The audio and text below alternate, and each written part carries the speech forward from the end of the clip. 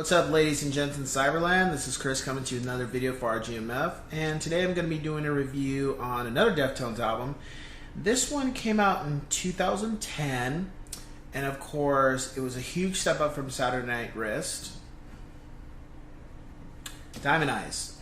So Diamond Eyes was not originally the album that was supposed to come out after Saturday Night Wrist. What actually was supposed to happen was the band was working on an album which was titled Eros, and they kind of got through some tracks, and we know for a fact that one of them got released a few years later called Smile. But what ended up happening was the bassist at the time, got in a serious car accident, and the band pretty much decided to not necessarily scrap the album, but I don't think they wanted to complete it without him.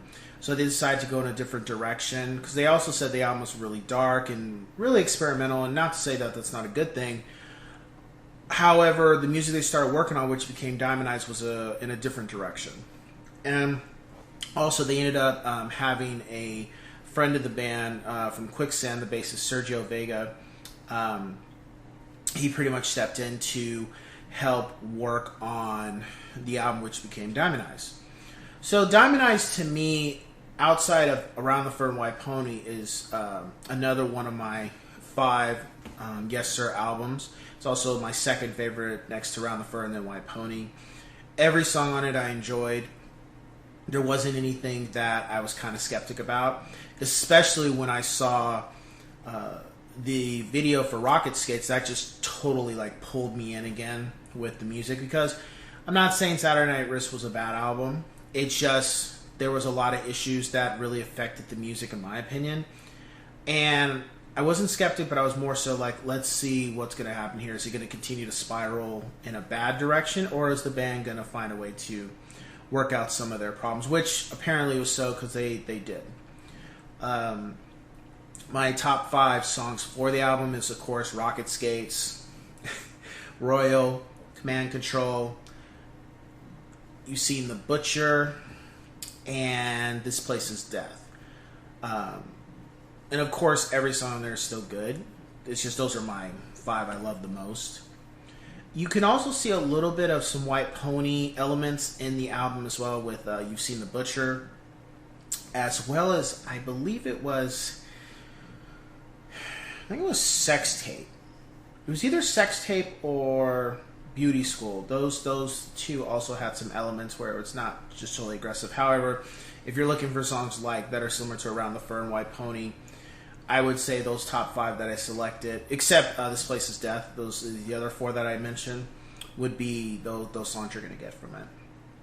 Retrospect, looking back on it, it was a good return to form in some ways. It wasn't fully just retreading no stuff. It was just, incorporating what makes Deftones Deftones. However, also incorporating some other elements into the album as well. Unfortunately, because of Diamond Eyes and the way it played out, and especially with the next 2 albums that came after, Koi no Yoken and Gore, I don't know if we're ever going to get Eros to be fully released. I think what might happen is elements of those songs might be cut up and put into different songs moving forward. I know Smile did get released by Chino. However, it just doesn't seem like they're going... the fans, we've been asking for it, but it doesn't seem like it's probably going to get released to its full potential. And I don't think it's because of a situation with lawyers or anything. I honestly wholeheartedly believe it's just the band doesn't think it's that good, and they don't want to release anything that's going to do any damage to everything they've come up to this point with Gore and all the albums that followed before it. So we'll see. However, check it out if you're interested. It would be an album, I would say, for Deftones. If that's the first time you want to listen to it, I would say check it out.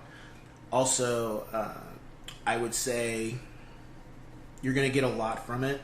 It's not a very long album. It's only 11 tracks. However, each track is just pound for pound, just straight out there. So, yeah, there it is. So we'll just cue the music. Ooh.